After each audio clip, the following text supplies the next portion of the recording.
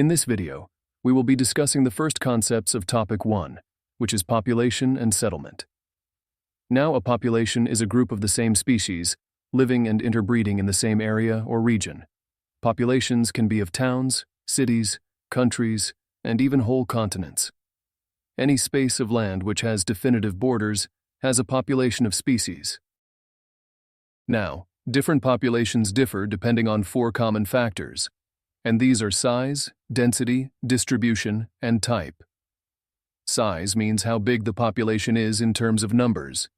Density describes how compact or separated the population in terms of the land. Distribution describes how the population is shaped in each area. Type represents either the age, gender, or demographic of the population. These concepts are very important when defining a population and compare one population to another.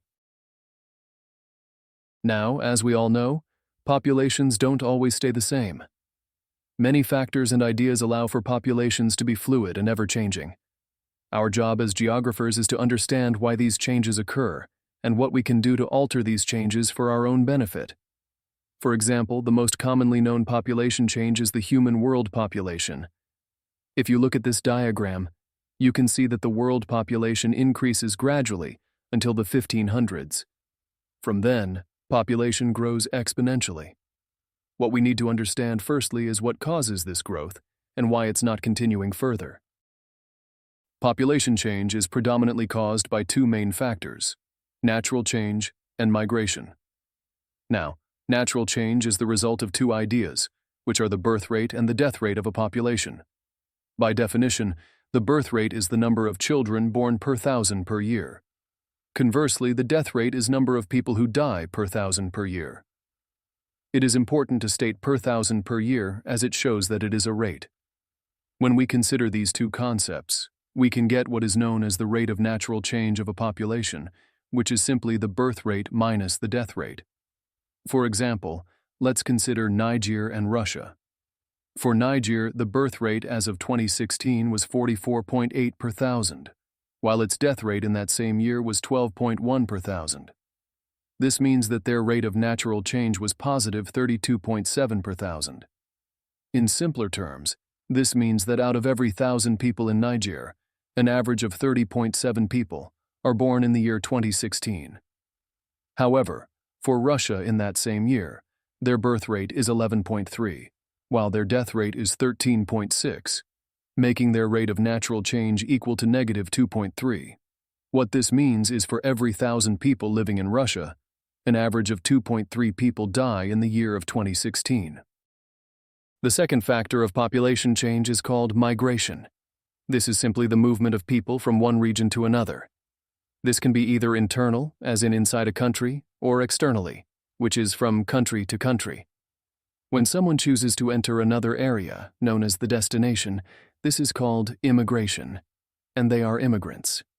Similarly, when that same person leaves their area of origin, this is called emigration, and they are emigrants. Now, when we subtract the number of immigrants from the number of emigrants in a specific region, we get the net migration, and this is often expressed per 1,000. If net migration is positive, more people are entering a region, while if that number is negative, then more people are leaving that region. Therefore, when we are considering a population change within any area, we simply must add the rate of natural change and net migration. For example, in Italy, as of 2016, the rate of natural change was negative 1.6 and net migration was 3.9, making population growth equal to 2.3. Therefore, even though more people were dying than being born, population still grew due to more immigrants entering the country. Now, it is important to note that a population's stability is based solely on its resources, namely its food, water, and shelter. When there are many resources, governments can contain a larger population, and vice versa. This stability is called its carrying capacity, meaning the amount of people a country can hold in terms of its resources. Therefore, when a population gets too large for its capacity of resources, this is called overpopulation, while when it gets too small for its capacity of resources, this is called underpopulation. Look at this like a table of blocks, where one red block represents 10,000 people, and 1 blue block represents resources to suffice 5,000 people. Therefore, for every 1 red block, there is need of 2 blue blocks. If there is a situation where there are only 2 red blocks, totaling 2,000 people, and 3 blue blocks, which are resources for 15,000 people, this means that there are more people than there are resources, and therefore becomes an overpopulation. If the blocks are changed, then there is an underpopulation. Now let's say they were 5 red blocks and 10 blue blocks. This means that there are an equal number of people as resources, and therefore there is a perfect carrying capacity.